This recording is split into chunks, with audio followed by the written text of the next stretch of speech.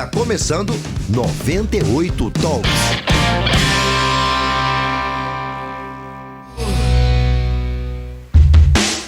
Começa agora na Rede 98 Talks. Boa noite para você ligado no 98 Talks, na Rede 98, de segunda a sexta, de 7. Tem alguma coisa errada aqui comigo, mas vamos embora. Eu vou tirar aqui porque tem alguma coisa aqui que não está retornando, é melhor não ouvir. De segunda a sexta, de 7 até as 7h53 da noite. O meu retorno está muito ruim. Talvez não escute vocês direito, mas vamos embora, vamos tocando o programa. E o 98 Talks está no ar. 98, que é oferecimento da Distribuir Higiene, uma indústria que tem distribuição em 7 estados. É só você acessar distribuirhigiene.com.br, distribuirhigiene.com.br. Rede 98 com 98 FM 29, TV aberta Belo Horizonte, 22, TV aberta 7 Lagoas. E você também pode nos ver na Claro TV, 198 e 698 da Claro TV. Nossos aplicativos, Google Play, App Store e também no nosso site 98live.com.br. Junto conosco, a Rede Mais HD Record TV no interior, no sul de Minas, Varginha, na zona da Mata Juiz de Fora e no norte de Minas, Montes Claros. Vou começar cumprimentando meu amigo Luiz Fernando Rocha, porque Luiz Fernando, a Maria José da Unimed de Varginha, Luiz. Maria José da Unimed de Varginha tá mandando um abraço pra gente e diz que é ligada no 98 Talks. Mandou um abraço especial pra mim, pra você e pra Camila. Deixou o Claré de fora. E eu falei, olha, eu vou falar no ar do jeito que você falou. Mas ela falou para um abraço para todo mundo. Só que ela citou o nome do Luiz, da Camila, o meu, mandando um abraço especial. A Maria José, aí de Varginha, Luiz. Grande abraço. Tudo bem, Paulo. Boa noite para você, boa noite quem nos acompanha. Um abraço especial para a Maria José, aqui da Unimed. Ela falou com a repórter nossa também, a Lúcia Ribeiro, outro dia, que assiste a gente todos os dias aqui no 98 Talks. Encontrei várias pessoas esse fim de semana. Se eu for mandar abraço para todo mundo, nós vamos ficar aqui até amanhã. Então eu mando um abraço coletivo para quem nos acompanha aqui todos os dias. Um abraço para vocês, meus colegas também. Bom programa, boa segunda-feira a todos. Bom, Camila Dias, boa noite, prazer falar com você nessa segunda-feira. Olá, Paulo, boa noite Claré, boa noite Luiz Fernando, boa noite Maria José, e em nome dela eu cumprimento a todos os nossos teleweb ouvintes e tudo mais que eles têm direito. Antônio Claré Júnior não foi citado, eu percebi que ele ficou triste, chateado, cabisbaixo. Eu não sei o que foi que aconteceu com o Claré, a tristeza do Claré é injustificada, por favor não façam isso com ele, porque ele fica triste, olha a cara dele. Claré, não se entristeça, boa noite, é um prazer falar com você. Boa noite, Paulo Leite, satisfação estar aqui mais uma noite com vocês, boa noite nosso Luiz Fernando, que voltou para ficar, fazia muita falta, Camila Dias, saudade de conversar com você também durante o final de semana. E eu não vou dar boa noite para Maria José, não, porque ela me esqueceu. Eu vou dar boa noite para a irmã, para o irmão, para os filhos, para o marido, para os pais, de quem seja da Maria José. Na próxima ela me manda boa noite e eu mando para ela também. É vingativo esse cara, gente. É muito vingativo esse rapaz. Olha, cuidar da higiene e da desinfecção do seu negócio é essencial. Ninguém entra no hospital, numa clínica, numa indústria, num escritório, se a limpeza não estiver em dia. Por isso, é importante que você conte com quem é especialista e quem tem produtos e soluções inovadoras, unindo alta performance e economia. Estou falando da Distribuir Higiene, uma indústria que tem distribuição em 7 estados. Basta você acessar distribuirhigiene.com.br, distribuirhigiene.com.br. Bom, o uso de máscaras voltou a ser obrigatório em locais fechados em Belo Horizonte. Na tarde de hoje, a secretária municipal de saúde convocou uma coletiva e nessa coletiva falou sobre o uso de máscaras obrigatório. O nosso repórter João Henrique do Vale esteve lá na prefeitura de Belo Horizonte e conversou com aqueles que são agora os responsáveis pela condução do combate à Covid em Belo Horizonte, trazendo para nós todas as informações. João Henrique, é com você. Olá, Paulo Leite, olá, amigos do 98 Talks. Pois é, a gente acompanhou essa entrevista coletiva da secretária municipal de saúde, Cláudia Navarro. que falou que os protocolos contra a Covid-19 são revistos diariamente. E a Prefeitura, nessas análises, ela notou um aumento no número de atendimentos nas UPAs e também nas unidades de saúde, além, claro, do aumento do número de casos de Covid-19. Segundo a secretária, o uso de máscaras é para frear a transmissão não só da Covid, mas também de outras doenças respiratórias. Ela ressaltou que, apesar do aumento do número de casos de Covid, a gente não está vendo um aumento nas internações e também no aumento das mortes. A grande preocupação são com as crianças que ainda estão com uma cobertura vacinal muito abaixo, né? As crianças de 5 a 11 anos. A segunda dose, para vocês terem noção, está em 56% essa cobertura vacinal. Essa medida começa a valer amanhã, mas com uma data prevista para o fim, 31 de julho, que é quando a Prefeitura acredita que vamos ter uma diminuição novamente no número de casos da doença.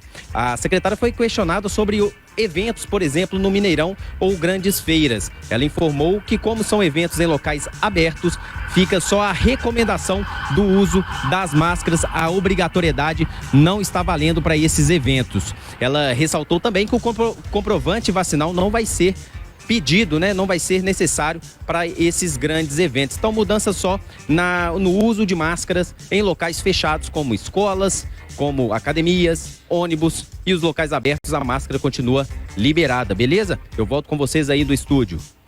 Muito obrigado, João. Obrigado pelo teu trabalho aí, trazendo pra gente essas informações. Vitor, eu queria que você abaixasse o som daqui, porque senão a gente não vai conseguir nem fazer o programa. Obrigado. Para você que está aí ligado, ouviu agora as informações do João Henrique. No nosso roteiro, nós passamos para vocês aí que estão fazendo Talkers conosco hoje, alguns dados do último boletim da Prefeitura de Belo Horizonte, uma análise para a gente poder acompanhar. E a primeira pergunta eu faço para o Claré. Claré, essa medida é necessária?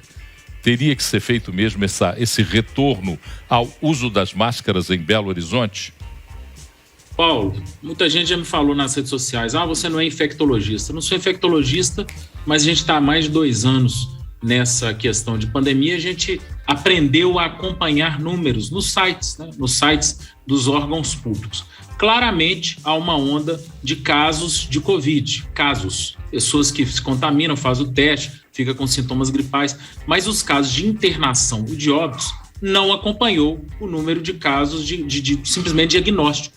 Portanto, por que a gente começou com aquele negócio de fechar negócio, de ter que usar máscara? Era simplesmente para não sobrecarregar o sistema de saúde.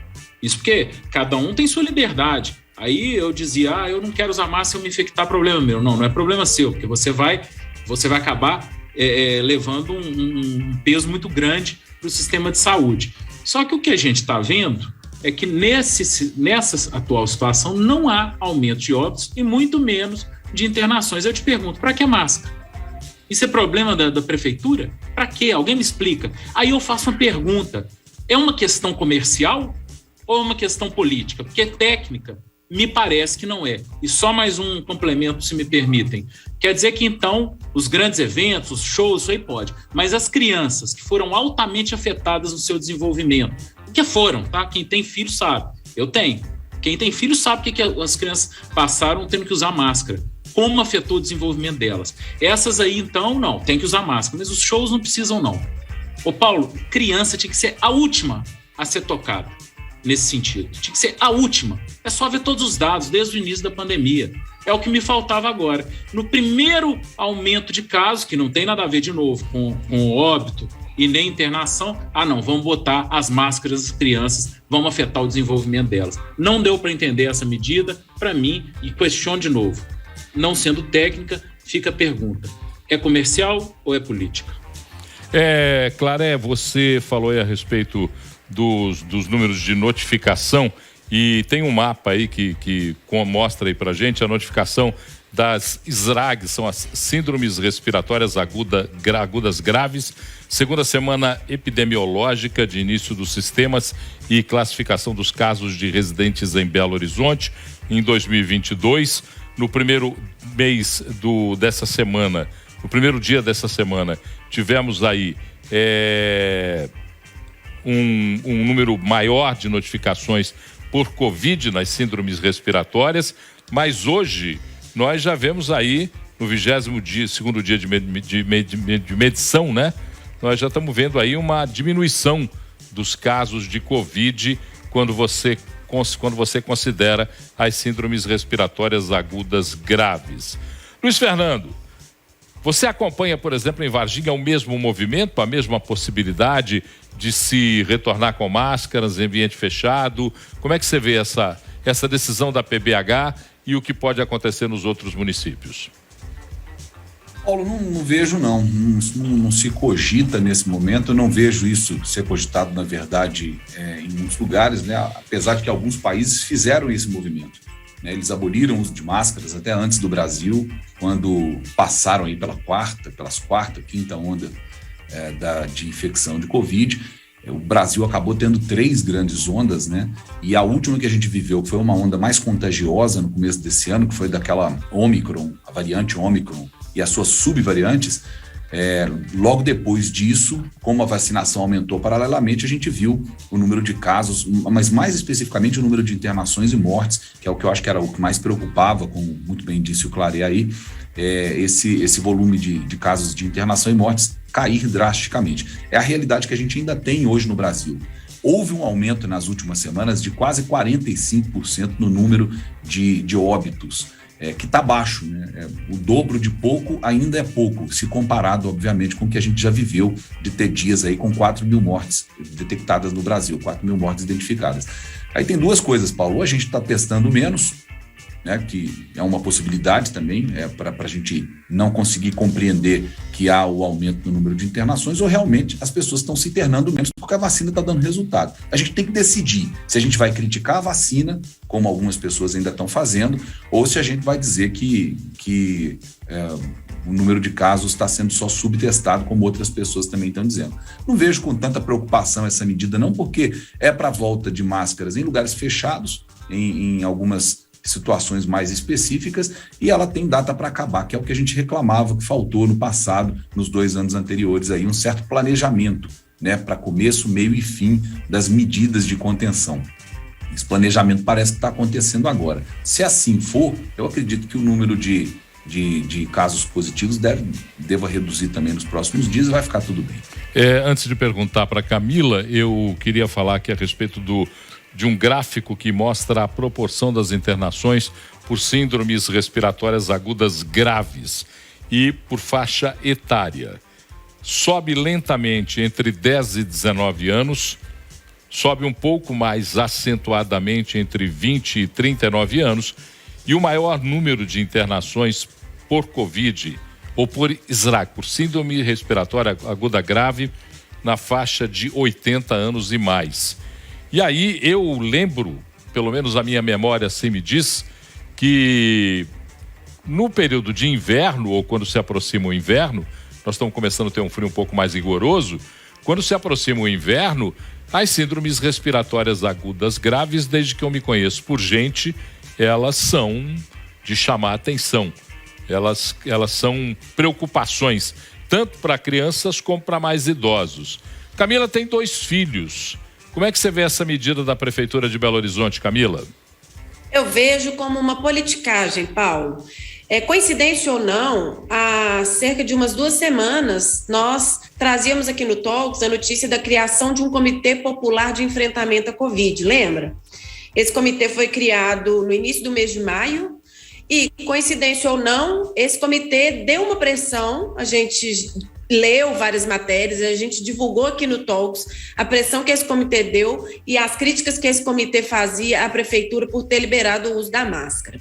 Eu não vejo sentido nenhum, eu estou me sentindo, inclusive, uma protagonista do Karate Kid, põe casaco, tira casaco, põe máscara, tira máscara, a gente não sabe qual que é o real objetivo disso, e eu compactuo com a ideia do Claret, que as pessoas mais prejudicadas são as crianças. Essa coisa de obrigatoriedade me irrita.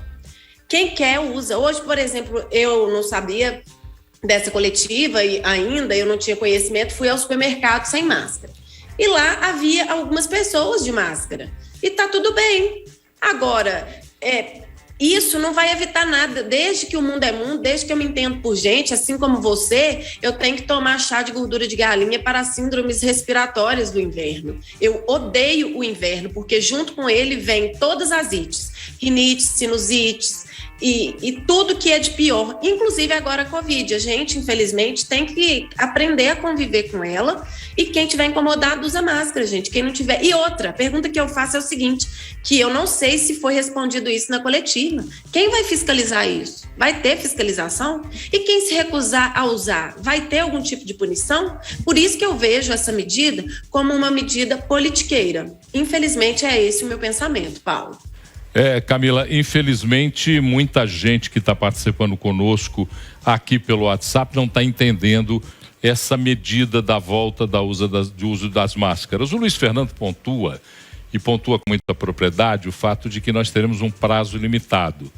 Mas é preciso que nós entendamos, e aí pode ser que as pessoas achem que é pura marcação, que é desentendimento, mas Belo Horizonte está se caracterizando como uma capital descompassada nas decisões para combate à Covid. Isso começa com a gestão do prefeito Alexandre Calil, quando em março de 2020 começa a tomar as medidas não têm percepção de transparência pela sociedade, por todos os atores da sociedade, não é só por comerciantes, como algumas pessoas tentam dizer, mas por comerciantes, por cidadãos, por entidades. Então a prefeitura, e agora um caminho mais errático ainda, gente. Agora se montou um comitê paralelo, fora da prefeitura, o que é inexplicável. Então, eu acho que a gente precisa fazer aqui um apelo como cidadão, pai de 2 filhos, cidadão belo-horizontino, que aqui vivo com muita alegria e felicidade, não quero mudar essa cidade. Eu queria pedir à secretária de Educação, de Saúde, que nos trouxesse números claros. Porque quando a gente vê os boletins e quando a gente vê a decisão tomada, a gente não consegue fazer nexo entre a decisão e os dados divulgados. Claro, isso complica muito o entendimento das pessoas. Eu fico imaginando uma pessoa que está querendo tomar uma decisão, por exemplo, agora, o que ela vai fazer amanhã no seu estabelecimento. Com máscara, sem máscara, as pessoas vão aceitar voltar a usar a máscara dentro do estabelecimento por conta do decreto da prefeitura. O dono do bar, da loja, da rede de supermercado, o gerente, ele vai ter que ficar explicando para o cliente. Eu não consigo entender isso não, Claré. Paulo, primeiro, para quem nos acompanha, que fique claro, ninguém aqui está menosprezando o vírus. Os óbitos não aumentaram. Isso está lá no site, a secretária fala na entrevista, que não aumentaram. Tá? Então, isso não é algo que está sendo discutido ou debatido. Os casos de internação, me parece que não aumentaram, porque eles não estão disponíveis no site. Então, se alguém falou, aumentou a internação, com base em quê? Cadê essa informação? Porque foram retiradas. E me parece que retirou exatamente para não ter esse debate, como tem o do óbito, que está claramente. Então, gente, em princípio, até que se prove o contrário, não aumentou óbito, não aumentou a internação. Aumentou caso? Aumentou caso de gripe. As pessoas ficarem em casa, passarem mal, normal, né? Agora, eu só queria deixar uma dica aqui para esse pessoal, especialmente a secretária, que está nessa linha. E muita gente tem essa linha, viu, Paulo? Do tipo, não, vamos ficar de máscara, tá muito perigoso ainda. Sabe quem no mundo está nessa linha? A China. A China busca o Covid-0. Não, nós não podemos ter infecção nenhuma. Gente, depois de 2 anos e meio, o que a gente tem que combater é óbito, internação. E como que a gente combate isso? Vacina. Só. É vacina. Aí, de repente... E tem gente que vai me xingar aí, não é vacina, é o Ômicron que é mais fraco. Não tô nem aí. A questão é a única forma de combater a vacina, que vai combater óbito e internação. Parem de querer combater casos, porque senão vocês vão virar China. Aí a gente fala que é uma prefeitura de esquerda, fica bravo. Isso é coisa de chinês, querer combater o caso, e aí vai acontecer o que está acontecendo na China, que é a baixa da economia, apesar que Belo Horizonte, desde o início da pandemia, se mostra a capital que mais combate o empreendedorismo, baseado e justificando na luta contra o Covid, a gente sabe que não é. Então é uma pena. A gente tem que deixar isso bem claro, porque o ouvinte, às vezes, o espectador, ele identifica a gente como um inimigo das atuações da Prefeitura. Muito pelo contrário. Nós, desde março de 2020, me permitam aqui fazer um desabafo, nós abrimos a conversa com a Prefeitura para mantermos um nível de diálogo transparente, para que pudéssemos ter um nível de diálogo transparente. Mas nós não obtivemos sucesso. Parece que a Prefeitura privilegiou durante um tempo, agora não tenho visto isso, mas privilegiou durante um tempo alguns veículos de comunicação como seus interlocutores. Uma decisão de foro pessoal, eu não vou discutir isso com ninguém. Mas eu esperava que nessa próxima gestão, nessa gestão do prefeito Fuad Noman, que as coisas viessem de maneira mais transparente. Ora, se não tem números que indicam o fechamento, por que é que eu vou o uso da máscara? Por que é que eu vou usar por que é que eu vou usar a máscara, Camila? Então, Paulo, e uma coisa que o Claré falou aí me chamou a atenção. Ele disse o seguinte, que a Prefeitura tirou do site os dados sobre internação. Isso vem corroborar um assunto que nós discutimos no Talks há mais tempo, que foi até pauta de todos os veículos de comunicação, e é importante a gente lembrar que isso corrobora aquela história, Paulo, da Prefeitura de Belo Horizonte ter sido considerada pela Controladoria Geral da União a segunda capital menos transparente no Brasil. Nós somos uma das capitais econômicas mais importantes e somos a menos transparente. Então, onde isso vai parar? A quem devemos reclamar isso? E para que usar a máscara? E continuo com a minha mesma pergunta. Quem vai fiscalizar? Qual multa que eu vou pagar se eu me recusar a usar essa máscara? Vou ser impedida do meu direito constitucional de ir e vir? São essas as questões que eu quero que a Prefeitura responda. Fosse Vossa Excelência, Dr. Luiz Fernando, prefeito de Belo Horizonte, ou o secretário de saúde dessa cidade, como é que Vossa Excelência responderia à arguição de Camila Dias? Vai ter multa? Quem vai pagar? Como é que fica isso, Luiz, na sua opinião? Já vou dizer como eu costumo falar aqui sempre, né? Eu não sou prefeito porque eu me candidatei a isso, não pretendo me candidatar e este problema, esta cruz, ela não é minha, eu não me vejo obrigado a ter a solução. Nós estamos aqui para criticar mesmo, para ponderar e para tentar fazer as pessoas pensarem, raciocinarem em cima exatamente dessas tomadas de decisão que afetam a vida de cada um no dia a dia. Mais uma vez, eu não vejo isso com olhos de tantos problemas como meus colegas veem, porque eu acho que, além de ter prazo para terminar, é uma medida que foi tomada para lugar fechado. As pessoas continuam tendo condições de ir, de voltar onde elas quiserem sem máscara. Não vão ficar como a gente estava até poucos meses atrás, o dia inteiro com a máscara na cabeça, impedindo a respiração, dificultando até a nossa circulação de ar pelo corpo, né? Acho que não é um problema tão grande, não. Eu me sentiria talvez mais seguro em alguns lugares, como, por exemplo, no transporte público, se eu tivesse de máscara, mas eu não pego transporte público. Moro numa cidade onde eu trabalho, perto de onde eu moro, por aí vai, mas me sentiria mais seguro. Então, eu acho que é uma questão mais simples do que parece. Talvez uma tentativa de segurar essa taxa de infecção para tentar que ela se mantenha baixa e, com isso, as internações e as mortes também se mantenham num patamar baixo. Eu tento entender dessa forma, acho que o que pode estar por trás dessa medida seja realmente essa boa intenção, espero que seja, mas é uma coisa difícil de avaliar, porque, como os nossos colegas já disseram aqui, muito do que foi tomado de decisão durante esse período de pandemia, a gente viu, especialmente em Belo Horizonte, medidas muito políticas e muito eleitoreiras também, medidas de biscoiteiro mesmo, para ganhar biscoito em rede social, para ganhar nome e com pouco resultado prático, já que não havia planejamento. Fecha e pronto. Agora, pelo menos, eu estou vendo que tem uma luz no fim do túnel, que é uma data para acabar e um sentido de número e de definição aí para essa medida que foi tomada. Basicamente é isso. Olha, quando eu recebo a mensagem que eu recebo aqui da Alessandra, do bairro Buritis, eu fico gratificado pelo exercício da minha profissão. Porque, ultimamente, a gente tem recebido um monte de agressões, né?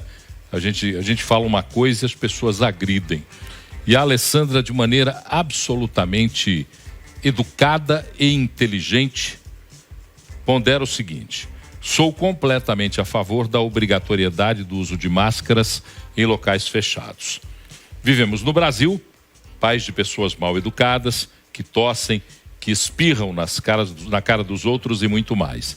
Sendo assim, estou plenamente de acordo. Ela põe em letras maiúsculas ainda, plenamente de acordo. Se não sabem, na Newton Paiva, Unidade Silva Lobo, já voltou a obrigatoriedade do uso de máscaras. Meu filho é aluno, nunca deixou de usar, aluno de medicina veterinária. Reflitam, tenham todos muita saúde, uma boa noite e não se esqueçam que as máscaras são fundamentais no controle da transmissão de qualquer vírus.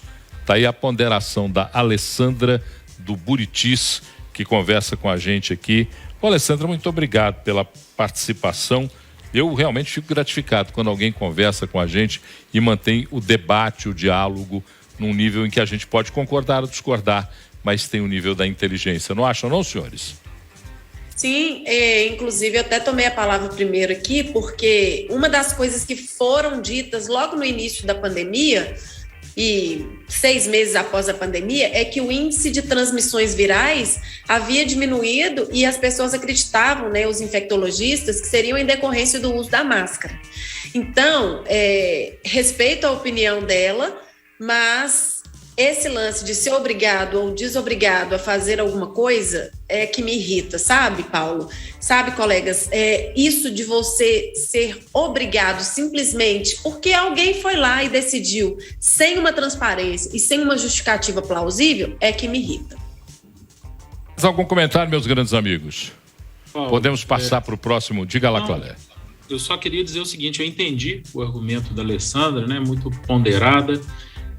O que ela falou não é mentira, né? Realmente a máscara ela reduz a transmissão, mas o fato, Alessandra, é que a transmissão não é um problema para nós, nunca foi. O problema foi óbito, ou seja, morte e internação, que acabava pesando muito, né? Ocupando muitos leitos no nosso sistema de saúde, tanto privado quanto público. Então, assim, transmitir não é um problema. Essa é a questão, Alessandra, que deve ser esclarecida a todo momento. Ninguém aqui está duvidando da força do vírus e acho que, como seu filho, eu tenho também amigos que insistem em usar máscara.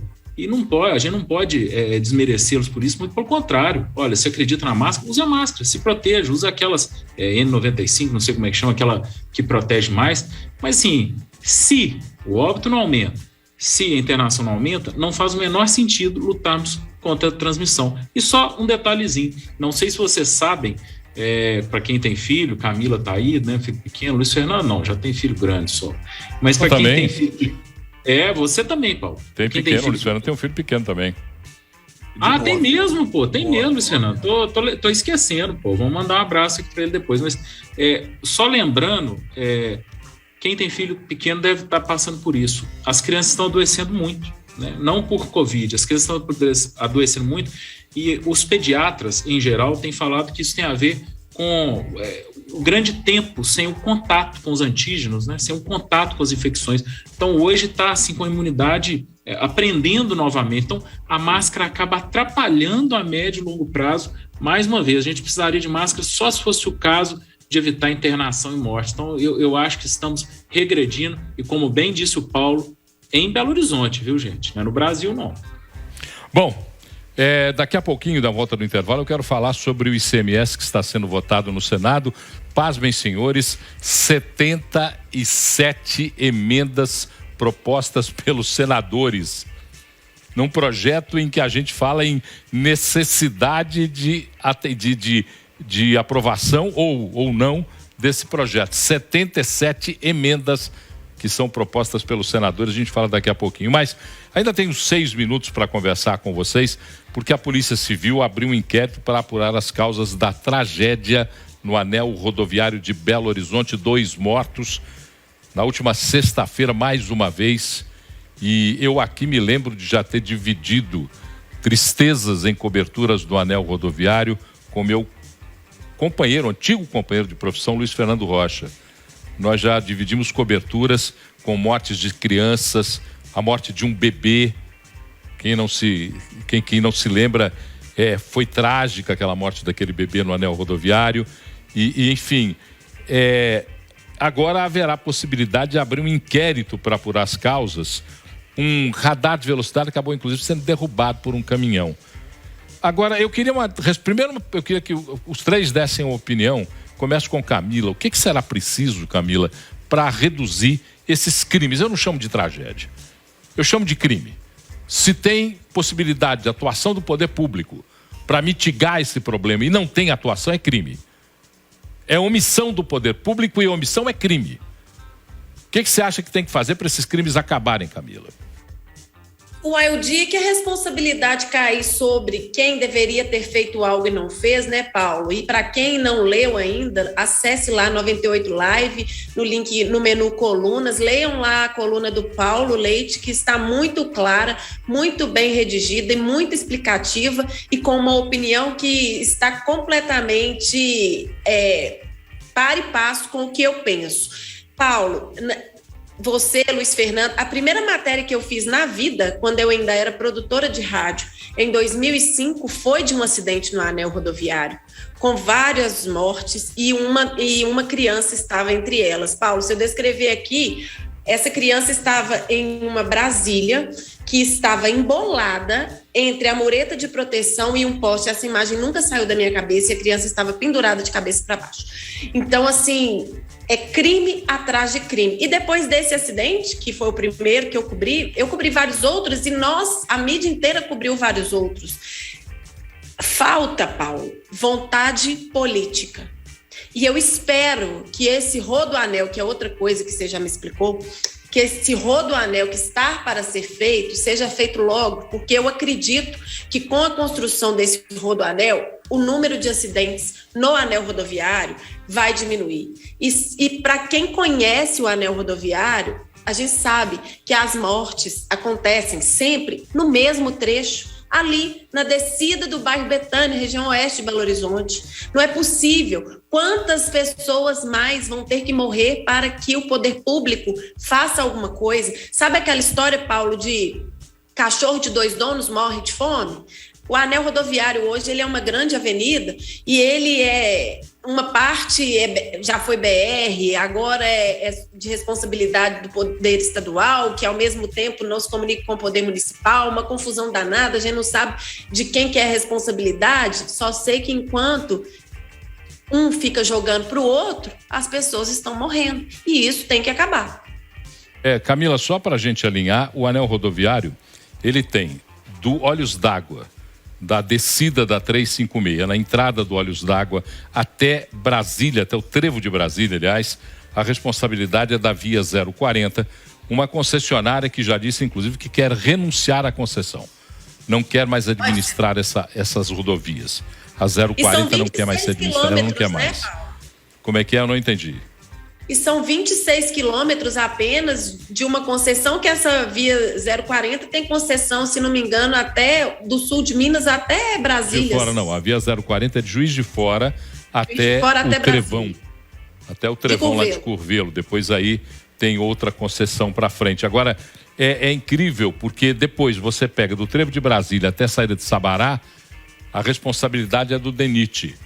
Mas se você... Porque, por exemplo, o governo do estado e a Prefeitura de Belo Horizonte não tem responsabilidade sobre o anel. Mas não foram atribuídas responsabilidades. Não existe. Não, mas não tem. O problema é o seguinte: a Prefeitura. Vamos fazer justiça, Camila. A Prefeitura de Belo Horizonte pediu o direito de administrar o anel rodoviário. Foi negado esse direito à Prefeitura de Belo Horizonte. A Prefeitura pediu o direito de administrar, só que queria que as verbas destinadas ao anel viessem para a Prefeitura. Porque o que queria o Ministério da Infraestrutura? Vocês administram o anel e daí para frente quem gasta são vocês. Não, aí não dá. Então, mas, o governo do estado também não tem responsabilidade alguma, a não ser pelo patrulhamento. Então, essas responsabilidades têm que ser atribuídas. É Via 040, é DENIT e é Ministério da Infraestrutura. Tá bom, Paulo, mas se há um contrato de concessão, alguém tem que fiscalizar o descumprimento desse contrato. Ou o que tem lá nesse contrato. DENIT, entendeu? que é o órgão, então, o órgão fiscalizador, chama-se DENIT. O DENIT, ele fiscaliza. Quem libera as verbas para obras, para intervenções, é o Ministério da Infraestrutura. Diga. Não, que o DENIT cobre dessa empresa e eu vou passar a palavra para meus colegas, porque o Luiz Fernando já está ansioso aqui no grupo. Ansioso? Fala, meu filho. Ansioso não, eu tô perguntando se o papo vai ficar só entre vocês dois aí. Porque É que a gente tava meio aqui. Olha, na cabeça. Esse é o Luiz Fernando que a gente sente falta. Diga lá, Luizinho, diga lá, meu querido, ciumento. Para corroborar o que você está dizendo, Paulo, a responsabilidade ela é do DENIT, ponto final. É uma rodovia federal, não tem que terceirizar a responsabilidade. Se o DENIT tivesse, historicamente, algum senso de responsabilidade, ou do que é o seu dever de atuação constitucional, regimental, o DENIT assumia, afastava os outros entes e tomava a responsabilidade, trazia para si a responsabilidade que tem que ser feito ali. Anos atrás, ainda na gestão do prefeito Márcio Lacerda decretou estado de calamidade pública no anel rodoviário, decretou com uma canetada, estado de calamidade pública. O que isso queria dizer na época? Que ele poderia pegar todo o dinheiro destinado para aquilo ali e fazer obras e propor soluções para o anel rodoviário sem precisar passar por licitação, por exemplo, de forma emergencial. A única coisa que foi feita, encheu aquele trecho de radares que são ineficientes, que continuam sem solucionar o problema. Tem um negócio interessante que acontece naquela área do anel, gente, vocês vão entender bem o que eu estou te falando. O anel tem um problema técnico, um problema de traçado, de estreitamento de pista. Como é uma via por onde passa pode dizer, muitos estrangeiros, né, entre aspas, muitas pessoas que vêm de fora de Belo Horizonte, de Minas, que não conhecem ali muito bem, então as freadas e as mudanças inesperadas de pista ali, elas são frequentes, e é isso que causa os acidentes. Lá está sempre muito cheio, sempre muito movimentado, e as possibilidades, né, de que esses acidentes sejam graves são enormes. E é o que continua acontecendo ano após ano. Eu acho até que acontece menos do que aconteceu no passado, porque tem umas limitações de entrada de veículo de grande porte na Nossa Senhora do Carmo, enfim. Então eles já evitam passar por ali, passam mais pela Via Expressa de Contagem, de Betim, quem já conhece esse trecho de Belo Horizonte. Agora, quem não conhece, continua descendo o anel. Aí são carretas pesadíssimas, descendo ali com pouco freio. As que têm problema de manutenção são as que causam mais acidentes. E as pessoas que não conhecem, de repente, estão descendo o anel rodoviário, estreita uma pista na altura do Betânia. Jogam o carro para a esquerda, o carro que vem atrás passa por cima e causa isso que a gente já viu. Infelizmente, Paulo, vai continuar acontecendo até que alguém assuma a responsabilidade por aquele trecho. E esse alguém tinha que ser o DENIT, e nunca fez isso. Tinha que ser. Você usou o verbo no tempo certo. Passado. Porque o presente... Aliás, o passado do DENIT é uma sujeira. O presente continua sendo uma sujeira. Eu, numa outra emissora, fui processado por um dos diretores do DENIT, porque também falei um pouco a mais do que deveria falar. E aí aprendi a ser um pouco mais moderado. A incapacidade técnica do DENIT é algo assustador. Basta conhecer as decisões e as tomadas de atitude ou de obras que são determinadas pelo DENIT. Um desastre. Claré, você rapidinho para a gente ir para o intervalo comercial. Diga lá, quer falar alguma coisa sobre o anel rodoviário de BH? Eu não vou ficar entrando nessa de DENIT, isso, aquilo, não. Eu vou falar só o que você bem disse semana passada aqui, Paulo, que vale reforçar para todo mundo. Quando você, que nos acompanha, vê um bom projeto como o Rodoanel, que vai tirar as carretas, vai tirar grande parte do movimento do anel rodoviário, quando você vir alguém criticando esse Rodoanel, atrapalhando o Rodoanel, como determinados prefeitos, né? Cada um interessado com sua região, como ambientalistas que, na verdade, nem são ambientalistas, né? Você tem bons ambientalistas, mas tem os ecochatos. Quando você vê alguns ecochatos atrapalhando, lembre-se que a mão deles também pode estar suja de sangue, né? Infelizmente. Repito, não são todos prefeitos, não são todos ambientalistas, mas se você acompanhar, tem muito ambientalista batendo pesado numa solução definitiva como o Rodoanel e alguns prefeitos também. Precisamos de eficiência e, infelizmente, no Brasil, todo mundo olhando o próprio umbigo, né? Eu só acrescentaria a sua fala, você bem lembrou, são prefeitos que têm algum interesse eleitoreiro e, portanto, se antagonizam com o anel. Existem até prefeitos, por exemplo, que são antagônicos ao anel porque, salvo engano, alguns terrenos que estariam no traçado do anel pertencem a alguns familiares ou amigos. Isso a gente ouve falar por aí. E é verdade, tá? A gente ouve falar e é verdade. Tem prefeitos que estão cedendo a pressões de organizações não governamentais com interesses eleitorais. Isso é verdade também. Existem deputados estaduais que se antagonizam ao projeto do anel rodoviário porque têm interesses em não permitir a governabilidade do Estado. Basta lembrar que eles ficaram durante 5 meses sentados sobre uma aprovação de um projeto de acordo entre o governo do Estado e a Vale, de onde vem o dinheiro para a construção do Rodoanel. Para eu não falar mais nada e não dizer nomes, porque eu estou quase falando os nomes explicitamente, isso pode me custar caro, eu vou para o intervalo comercial e a gente volta já. Estamos apresentando 98 Talks. De volta, 98 Talks. Bom, de volta com o nosso 98 Talks. Senadores da República estão costurando o projeto de lei que fixa os limites do ICMS dos combustíveis em 17% para combustíveis, para gás de cozinha, para transporte público e um outro item que eu me esqueci agora. Enfim, a votação da proposta estava prevista para hoje. O relator do projeto recomendou a aprovação com 4 emendas aprovadas e 24 acolhidas parcialmente. Porém, 77 emendas foram apresentadas ao projeto. Entre outras coisas aí, tem auxílio emergencial para motoristas autônomos no valor de R$300. Estão colocando jabuticaba no meio do projeto, que é outra coisa, olha aí. Zerar os tributos do PIS e COFINS na aquisição de petróleos pelas refinarias e que a União transfira recursos aos estados para compensar de maneira integral as eventuais perdas de arrecadação que impactem o Fundo de Manutenção e Desenvolvimento do Ensino Básico, Fundeb. Eles pegaram um projeto e estão jabuticabando. Eu acabei de inventar esse tempo verbal. Eu jabuticabarei, tu jabuticabarás e ele jabuticabará. E os senadores estão jabuticabando esse projeto. E aí, meu caro Claré, anda ou 77 emendas acorrenta esse projeto com aquelas bolas de ferro para impedir que ele ande? Por isso que eu fico desanimado quando a gente fala em reforma no Brasil, porque pode piorar, Paulo. É impressionante, tudo pode piorar. Reforma administrativa pode piorar o que já tem, tributária pode piorar o que já tem.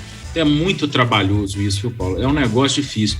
Ideologicamente, eu sou contra esse tipo de projeto, independente da jabuticaba, porque eu acredito muito na democracia com os pés, né?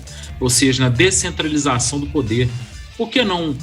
O ideal seria assim, um Estado faz o ICMS que quiser, 100% se quiser, libera aborto, libera droga, põe pena, prisão perpétua, pena de morte. O outro não, põe um mais conservador, um mais progressista, põe um que é quase zerado imposto, deixa a pessoa decidir para que lado que ela vai. Aí não. Aí vem um projeto que tá, tudo bem, limitar imposto é muito positivo no primeiro momento, mas um projeto que iguala todo mundo de novo, a gente começa a centralizar novamente. Isso a gente já debateu muito, vamos focar na jabuticaba. Isso é o Brasil, né, Paulo? Agora é o corporativismo, vai ter lá um representante do caminhoneiro, vai ter lá um representante não sei o quê, e assim vai. Vai andar? Vai andar porque não tem outra saída. A gente chegou num ponto que há riscos reais, né, de muitos problemas por conta, especialmente do diesel, né, dos caminhoneiros. E a gente já sabe o poder, a força que eles têm, a união deles. Mas vai andar, só que vai, junto deles, a conta para o nosso bolso vai aumentar e a gente nem vai perceber, porque a gente vai achar que está reduzindo imposto. Olha, o Concefaso, que é o Conselho dos Secretários de Fazenda, ele propôs um acordo para pôr fim à disputa entre os estados e o governo federal em torno desse modelo de cobrança. E o ministro André Mendonça, do STF, deu 24 horas para o governo federal, para a Câmara e para o Senado se manifestarem sobre a proposta do Concefaz. Luiz Fernando, essa recomposição proposta no caso dos 17% de limitação, porque lembre-se que ainda tem uma PEC que pode ser enviada pelo governo federal que fala em zerar tributos para diesel e para gás de cozinha. Mas esse primeiro momento, essa dificuldade na recomposição para os estados deixa estados com barba de molho, meu caro amigo?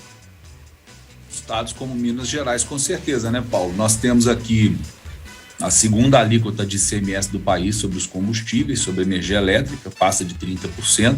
Limitar isso em 17% quer dizer cortar pela metade a arrecadação do Estado com esse tributo especificamente em cima dos combustíveis e da energia elétrica, sem falar nos outros serviços aí que participam desse corte, né?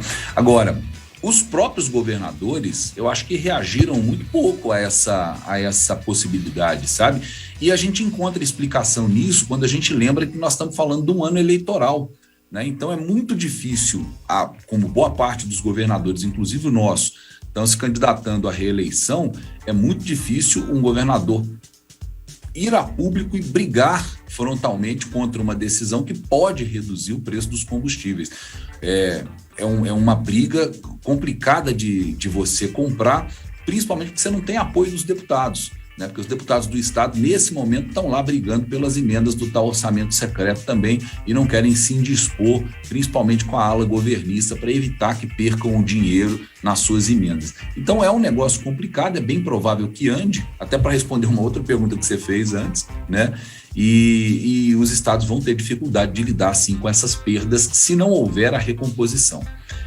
Que é limitada aí, parece que essa recomposição que é proposta, Paulo, é uma espécie de gatilho que compense os estados se as suas perdas com a redução da alíquota ultrapassarem 5% da receita do estado. Então é uma compensação que não vai ser de 100%, como está previsto no projeto e como os governadores gostariam que fosse. O governo federal que fala sobre essa PEC da compensação ainda não disse como será feita essa reposição aos estados.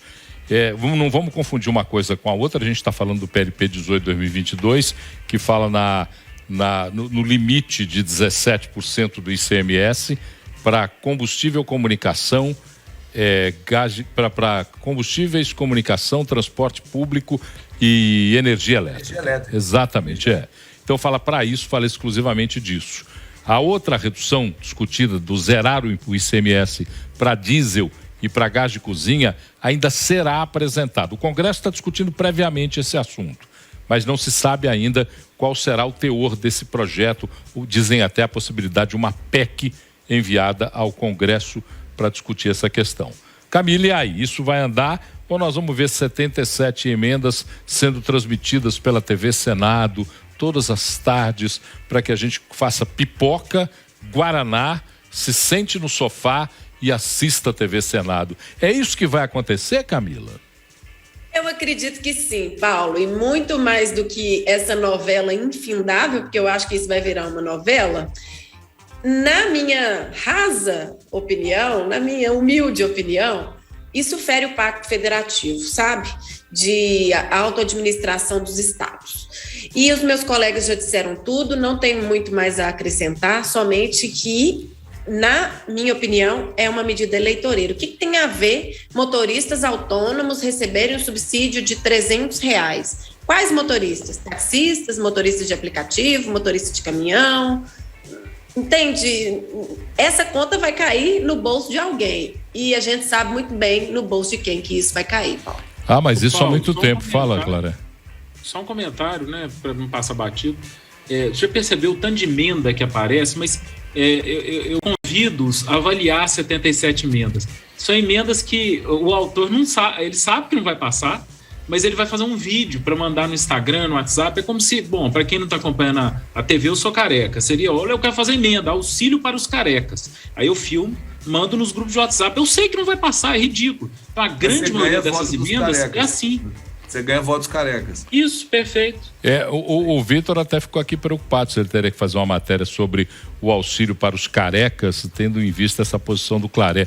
Mas, meus amigos, a coisa mais interessante, quando eu observei, eu estava acompanhando o projeto que foi enviado pelo governo para a desestatização da Eletrobras. E chega no Senado e recebe alguma coisa perto de 50 emendas. A grande maioria despropositadas. Isso que o Claré falou é uma vergonha. Sugere uma emenda para gravar um videozinho, esses malditos videozinhos que vão para as redes sociais, com a carinha, o idiota pondo a carinha dele de deputado federal lá, ao fundo do Congresso Nacional, lá a Câmara dos Deputados, e ele falando: meus amigos, estou aqui para dizer que eu fiz mesmo essa emenda no projeto da Eletrobras, porque fio careca e desencapado não vai passar nesse projeto. É esse que é o negócio, entendeu? É essa que é a história. A gente tem que ridicularizar isso mesmo, tem que acabar com isso. Tem que acabar com essa porcaria. Esses caras ganham dinheiro. Esses caras ganham salário para fazer isso, gente. Isso é vergonhoso. Tanta coisa importante para fazer no Brasil, tanta coisa importante para mudar e fica fazendo a gente de otário. A verdade é essa. Bom, são 19 horas e 51 minutos, não tenho tempo para mais nada a não ser para agradecer a presença dos senhores. Espero que a gente tenha debatido alguns pontos que sejam importantes. Falamos aí da volta do uso de máscaras, a volta de uso de máscaras que em Belo Horizonte, em ambiente fechado, a partir de amanhã será obrigatória, com data limite até o último dia de junho, é isso? Até o último dia de junho, até o dia julho, até o último dia de julho, 31 de julho. 31 de julho, podendo inclusive ampliar ou não de acordo com o que os índices mostrarem e acompanharem. Mas enfim, a gente quer ter acesso a esses índices, tá? A gente gostaria muito que esses índices voltassem a ser publicados como eles eram anteriormente, para a gente saber o número de internações em enfermaria, Covid, pediátrica, para a gente poder acompanhar com mais segurança o desenvolvimento desses índices. Falamos também a respeito dos senhores senadores que colocam 77 emendas num projeto que pode decidir a redução ou a limitação do ICMS nos estados, e também falamos sobre o anel rodoviário, uma vergonha para Belo Horizonte, uma vergonha para Minas Gerais,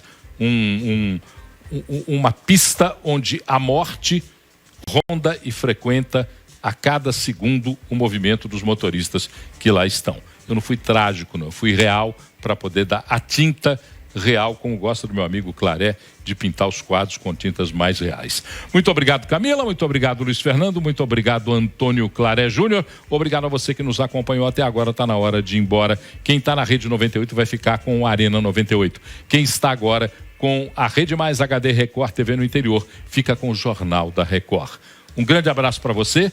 O 98 Talks, que é um oferecimento da Distribuir Higiene. Acesse aí distribuirhigiene.com.br. 98 Talks volta amanhã às 7 da noite. Boa noite de segunda-feira e até amanhã. Termina aqui 98 Talks.